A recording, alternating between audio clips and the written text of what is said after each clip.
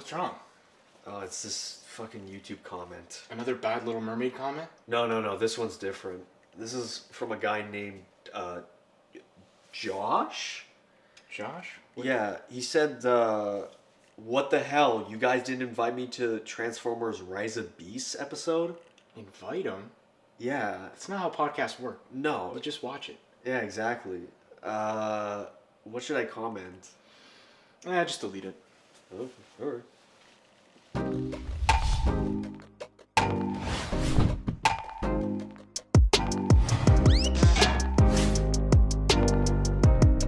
Welcome back to the Real Talk Podcast, episode 91. And on this episode, we're going to be reviewing Transformers Rise of the Beast. Rise of the Beast. I know this was another big anticipated one for you. Yep. For Josh. Shout out to Josh. Shout out to Josh. Josh couldn't make it because Nathan killed him. Yeah, because I I murdered him back in the, if you know Real Talk Podcast lore. Exactly. Better luck next time. Anyways. We saw the trailer too, right? We reacted to it. Yeah, we trailer reacted was to the good. trailer. The trailer is solid, and I gotta say, it kind of bamboozled me a little bit. Oh, yeah, same. I was bamboozled, hoodwinked, led astray. Oh, yeah. You never seen that meme? Anyway. It's okay.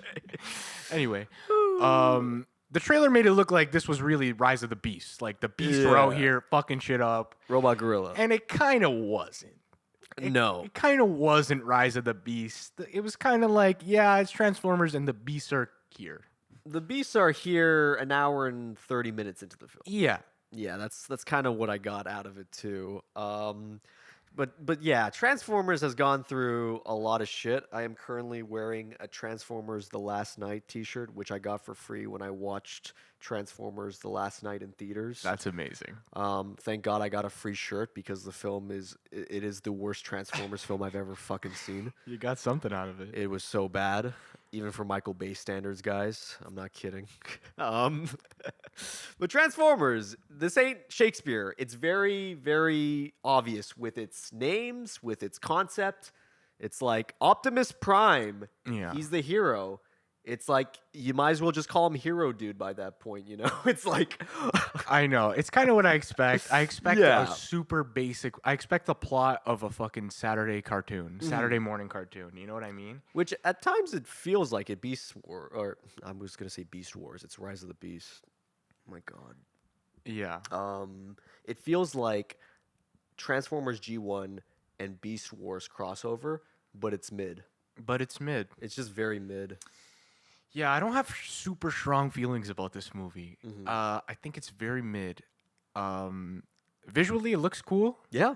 It looks cool, but it needed more beast fighting, I think. Yeah. More beasts, less Brooklyn, New York pride. Like, I don't give a shit about the classic, like, kid from New York who's like... Can we take out the human characters in Transformers films? I understand that, like, they were in the G1, but they were, like, super downplayed. Yeah. Like, this is like, you know what they should have done in terms of editing? Cut out all that shit with the mom and the kid from that guy. Cut straight to, I'm gonna steal a car because my friend wanted me to, and I gotta make money. That's it. Start with the heist. Yeah. Literally, because the heist part, the editing, his friend's dialogue, it's all way more energetic than whatever the fuck they were doing before that. Same with the girl. Don't talk. I was like, oh, I'm busy. Oh, I'm late. Just have her do the research already. Yeah. Literally cut like 20 minutes off of this film, and you got a pretty solid like 100-minute, 95-minute Transformers film. I'd say. A little bit too much relying on the humans, and like even when the action set pieces are happening, the Transformers are literally just distractions in every fight.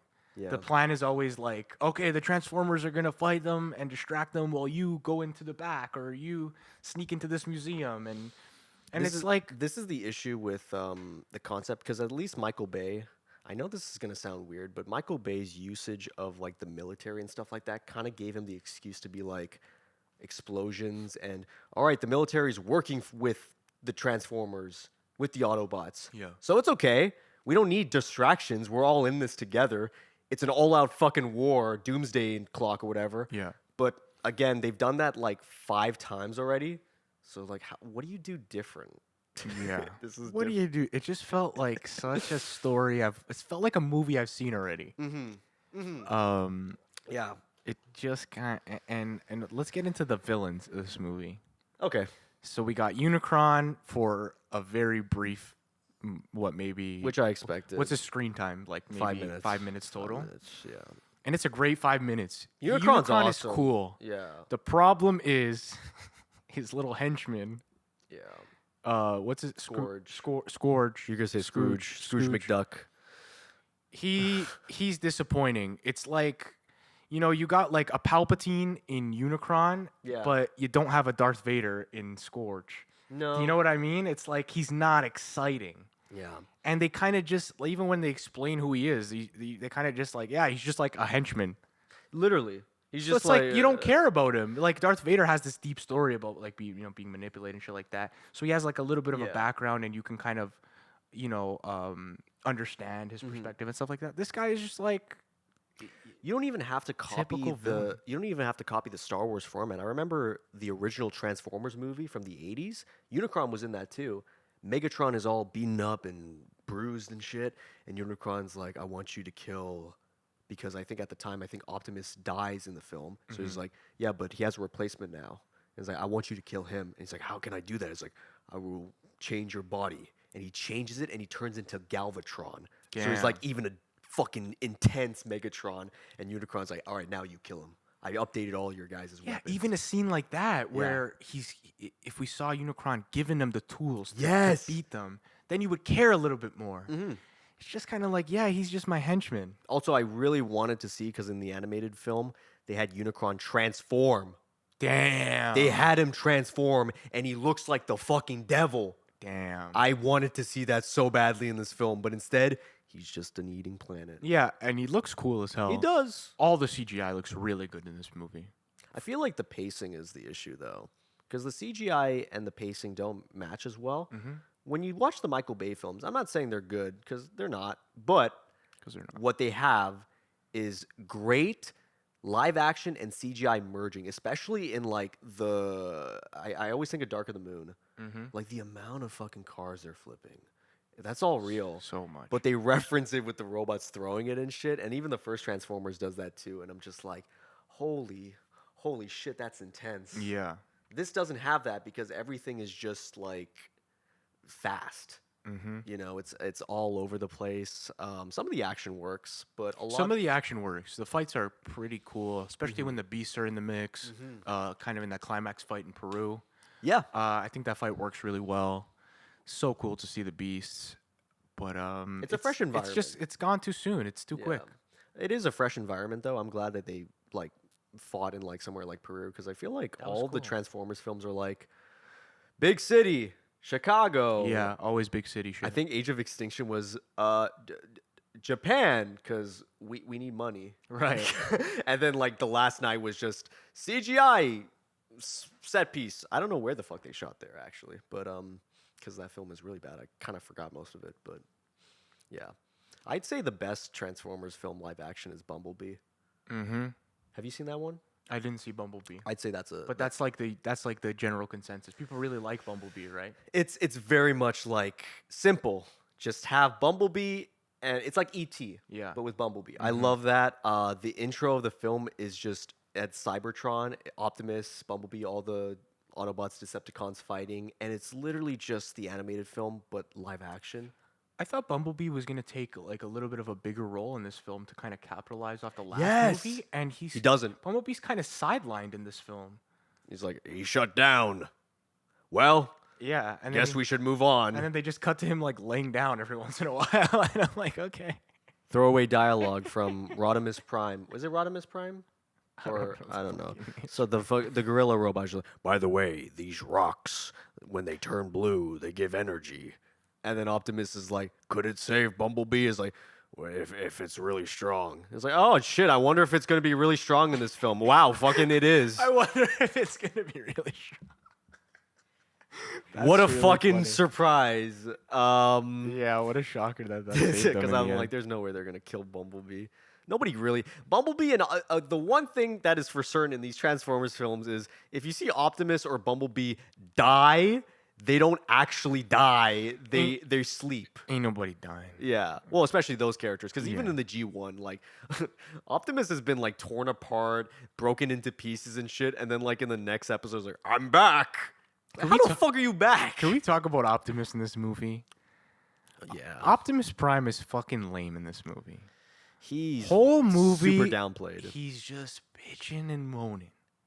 The whole movie, it's my fault. It's my fault. We're not going home. Cybertron. We can't fucking trust these humans. And it's like, bro, like when are you gonna just?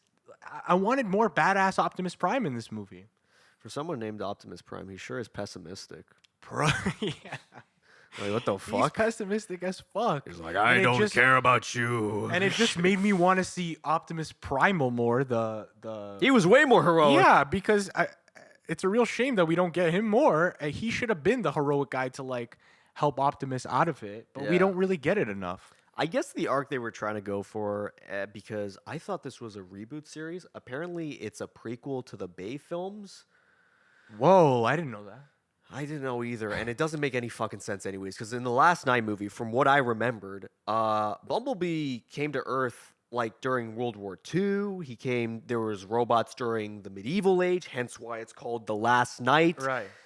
With a KN, not an NI or Uh-huh. whatever. I'm like, the fuck is what is this retcon shit that I'm they're treating making? it separate. Like to me, this Yeah. is a separate timeline. Well, even the designs are different. yeah, it just feels very different from the base stuff. But what I'm assuming is the arc that Optimus is going in is he's so like, I brought you to this world and now we're stuck here. This sucks. And then Yeah. I guess the primal gorilla robot's just like, no, it's actually pretty chill. Yeah, These like, dudes in Peru, they're we all like cool. humans. Yeah, we like- I get the arc of like Optimus like aligning with the humans, and that's the story. Is like finding Yeah. a new ally and not being closed minded is like the theme, right? which but- yeah. But it's just you got Optimus Prime in this movie, and he's in this movie a lot. Yeah, He talks a ton, He does. and most of the time he's talking, it's not cool. It's not the Optimus Prime that I know. It's just him kind of like, it sucks. You know what was the most unexpected Sorry. voice cast that I didn't hate? Pete Davidson. Yeah. He did a good job. For standout character, I wanted to talk about Mirage. Yeah. Pete Davidson as Mirage. Mirage is the standout character in this film for me. First of all, you had me at the Porsche 911 before I even saw this Yeah. guy transform. Before I even saw Mirage transform, they had me because I love the car. Porsche 911 with the Fast and Furious stripe across the middle. Yeah. It's a really cool car. I loved it immediately. And Pete Davidson kills it. His Yeah. jokes land. He's just a really fun, cool character that is really relatable. Yeah. And you can tell that the movie was like, I don't know, maybe because we've done this with Sam Witwicky and Bumblebee, their relationship's really strong. It's like, yeah, we understand that, but it is so refreshing to see a human and Transformer interaction that isn't just Bumblebee, Yeah. because now it's like, wow, they can actually talk to each other. There's a sense of connection there. Yeah. I would have preferred. What was the guy's name? The human character, Noah. I'll be honest. Noah is a very like basic Cookie cutter character. Mirage is protagonist. what lifts up the relationship very much so. Yeah. And I'm glad that he doesn't die in the film. He's brought back because Noah's super smart with mechanics, which they briefly cover. It's like, yeah, I put a wire here. So I made I made Mirage come back to life. They got one scene where he's He's hot wiring a fucking radio. bootlegging cable. Yeah, I can make a transformer. They now. got one scene where he's bootlegging 90s cable on a really small TV. And then somehow he's qualified to make Transformers. The best human character was his friend. Yeah, I agree. His friend was awesome. He was just eating Twizzlers and stealing cars. I fuck with that, man. Yeah, his That's friend a was vibe. cool. But no, like I do agree with Optimus though. I feel like Peter Cullen, his voice peaked at the first Transformers. Uh-huh. Because even if you see the original show, it's like, yeah, it's very like a young Optimus. But dude, when he's like my name is Optimus Prime. Yeah. And he's just like saying that. And you hear his recordings in the sound booth at that time. And I'm just like, oh, he just sounds like that. It's chills. There's more to them than meets the eye. I'm like, It's damn, chills. fucking Linkin Park plays. It's chills. I'm When you're like, doing line deliveries like that, it doesn't even matter that much what the fuck you're saying. literally. It doesn't matter that much what you're saying. Peter Cullen has been carrying this fucking franchise for so long. I know. Um, But that's the thing. It's like such a cool. He still sounds good in this movie. He doesn't sound bad. no, yeah. But I know what you mean about it peaking. Like it's kind of past its prime. It's not like James Earl Jones in like Obi-Wan where they AI his voice. Please don't AI Peter Cullen. For the Oh, love of don't do God. it. Don't do it. Let him just at a certain point, people get old, retire the voice. It's fine. It's fine. Just please. It's fine. Don't go the Um, AI route. But what else were you thinking about this film? Let's talk about the best scene in the film. Best scene in the film. What do you got for this one? I think the fight in Peru with the beast has to be my favorite scene. Again, I can't stress enough how much this movie needed more beasts. Yeah. We got bamboozled with the fucking trailer. A true beast movie. Hopefully, it's still to come. I don't know. If this film makes money. I think this film did make some money. It ain't making Michael Bay money. That's It's for not sure. making Michael Bay money. I watched it last night. I was in a pretty empty theater. Yeah. There was like 5 people in there. I know it came out a little while ago, but it's not Michael Bay hype. No. But it's not a horrible entry to the Transformers franchise. No, So I feel like it'll continue. I'd watch this over like Age of Extinction, Sure. The Last Night. Sure. Hell, even Revenge of the Fallen. Like the majority of the Bay films, like I'd say my favorite of the Bay films is Dark of the Moon, only because it's like the third installment and it feels like the most ending conclusion. It's like, oh, it's the third one. This is the last one with fucking Shia LaBeouf. This is the last one with like the original designs of Megatron and Optimus that I grew up with. Yeah. So I'm like, all right, I fuck with this movie more. I also like Sentinel in that film. He's like the one that betrays the Autobots. I'm like, okay, it's not deep drama, but it's drama. So I'll take what I can get. So where does this rank in your Transformers filmography? Bumblebee, Dark of the Moon, Beast, Rise of the Beast. I'd say I'd watch this over the first Transformers. I'm not a Really? huge fan of it. I like Anthony Anderson. He's funny. Damn. I ate the whole plate. I'm gonna have to disagree. I have to put the first Transformers over this one. That's fair. But I didn't see all the Bay ones, to be fair. Like I think I watched the first They get two, long. and then I watched the one that I really didn't like, and then I stopped. I think there was 2 more after. I think it was maybe it was the 4th one I really didn't like, That's the and then longest the one. 5th one I was like, no way, I'm watching it. Yeah. So yeah, my memory's a little hazy because those movies are pretty old now, They're old and they're long. and they're long as fuck, and Age there's of too many of them, and they all kind of mash at my head. Age of Extinction is like running in at 2 hours and 50 minutes. Wow. And it's like the Dinobots are in it for 10 minutes. You think I'm going to spend fucking 3 hours? It's- Yeah, that's the, yeah. But no, I mean, like, I try to, like, be, like, a little bit different with the Transformers films because, yeah, like, they're not high art, Yeah, but sure. what I want to see is, like, what I want to see in, like, Godzilla and King Kong I fights. completely Like, agree. I just want the fucking fights. I come into this movie wanting like a Godzilla climax, just good fights. Don't do too much with the human stuff. Yeah. Just give us good fights. The fans will be happy. I promise. They will.